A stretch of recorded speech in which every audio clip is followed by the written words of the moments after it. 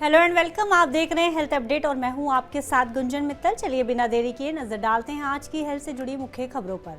मासिक धर्म स्वच्छता नीति बनाने में देरी पर राज्यों को एससी की चेतावनी, केंद्र को जवाब नहीं देने पर होगी कार्रवाई। स्कूलों में पढ़ने वाली लड़कियों के लिए मासिक धर्म स्वच्छता पर एक समान राष्ट्रीय नीति बनाने को लेकर सुप्रीम कोर्ट ने सोमवार को सख्ती दिखाई है। सुप्रीम कोर्ट ने उन राज्यों को चेतावनी दी जिन्होंने स्कूलों में पढ़ने वाली लड़कियों के लिए मासिक धर्म स्वच्छता पर राष्ट्रीय नीति बनाने को लेकर अब तक केंद्र सरकार को जवाब नहीं सौंपा है। सुप्रीम कोर्ट ने कहा है कि जो राज्य 31 अगस्त तक जवाब सौंपने में विफल रहेंगे उन्हें कानूनी कार्रवाई का सामना करना पड़ेगा। दरअसल सुप्रीम कोर्ट ने 10 अप्रैल को केंद्र से स्टैंडर्ड ऑपरेटिंग प्रोसीजर तैयार करने और स्कूलों में पढ़ने वाली लड़कियों की मासिक धर्म स्वच्छता के प्रबंधन के लिए सभी राज्यों और केंद्र शासित प्रदेशों से एक मॉडल तैयार करने को कहा था, जिसमें केंद्र सरकार को अब तक केवल हरियाणा, दिल्ली, पश्चिम बंगाल और उत्तर प्रदेश इन 4 राज्यों से ही इनपुट मिला है।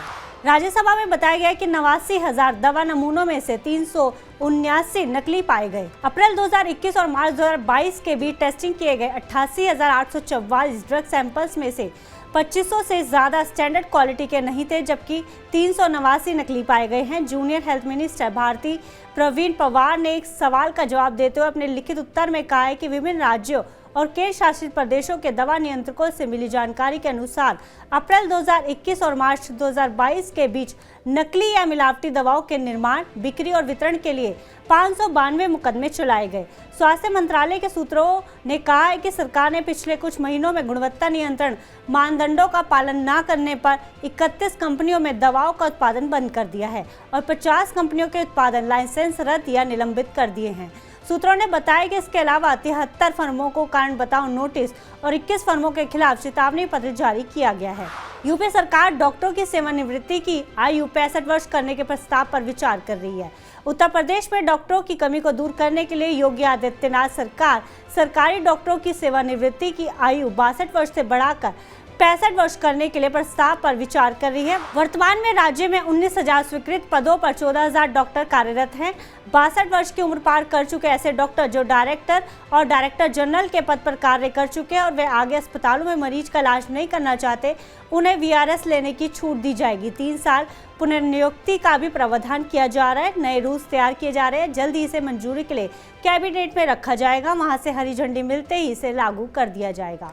कोलकाता में बढ़ रहा है डेंगू का प्रकोप। कोलकाता में डेंगू का प्रकोप जारी है। सोमवार को डेंगू के कारण पिकनिक गार्डन की 10 वर्षीय लड़की की मौत की खबर के एक दिन बाद मंगलवार को शहर में डेंगू से 5 और मौतें होने की खबर सामने आई है। एक्सपर्ट्स को मामलों की संख्या में और वृद्धि की आशंका है, जिससे मौतों की संख्या में भी वृद्धि होगी। स्वास्थ्य विशेषज्ञों ने आगाह किया है कि ये केवल वृद्धि की शुरुआत है और सबसे खराब स्थिति अगस्त के अंत से सितंबर के आसपास होगी, जब डेंगू का प्रकोप चरम पर होगा। AMRI ढाकुरिया के इन्फेक्शियस डिजीज स्पेशलिस्ट सयान चक्रवर्ती ने कहा कि अब तक कम भर्ती के बावजूद OPD में मरीजों की संख्या धीरे धीरे बढ़ रही है। अबू धाबी में एक व्यक्ति में MERS कोविड पॉजिटिव पाया गया। WHO ने कोरोना वायरस को लेकर एक बार फिर से चेतावनी जाहिर की है। दरअसल यूनाइटेड अरब अमीरात की राजधानी अबू धाबी में MERS कोरोना वायरस यानी कि middle east respiratory syndrome corona virus का एक नया मामला दर्ज किया गया है। 2012 में पहली बार इस वायरस की पहचान होने के बाद अबू धाबी में ये पहला मामला है। MERS कोविड का इलाज किया जा रहा है। जिस व्यक्ति में इस वेरिएंट को पाया गया है उसकी उम्र 28 साल है। कहा जा रहा है कि व्यक्ति को कई हेल्थ प्रॉब्लम्स थी। जैसे जैसे ही उस व्यक्ति में वायरस के लक्षण दिखने लगे उसे तुरंत अस्पताल में एडमिट करवाया गया। आज हेल्थ अपडेट में बस इतना ही। आप देश दुनिया की तमाम खबरों के लिए देखते रहिए TV9 भारतवर्ष।